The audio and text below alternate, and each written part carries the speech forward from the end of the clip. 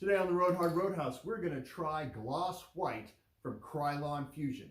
It is a paint and primer all in one, and it's a 5 times the adhesion on this sucker. So we're going to try this out, see how it works for a week, and then a year later, we're going to come back in a year from now, not this video, in a year, and see how it worked as it stayed outside for a whole entire year in the elements. We're in southern Missouri, so you're going to get the rain, the sleet, the snow, and a lot of sun. Appreciate it. Let's get this thing started.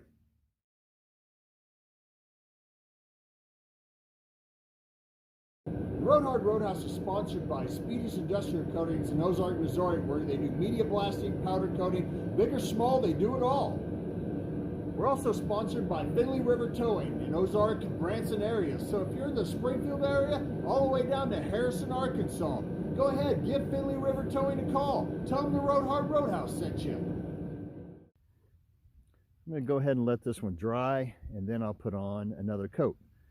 And I think it says wait 10 minutes and then put on another coat. I'm going to let it dry here really well so I can put on another coat. And what I do is I want to make sure that if you're painting your outdoor furniture or something like that, that this stuff will last. This is a gloss paint, which I found that gloss paints last a lot better outside than the matte finishes do.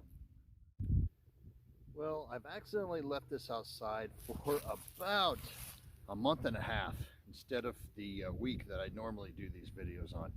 So it looks out really good. My radiator support was not very, it was all dinged up anyway.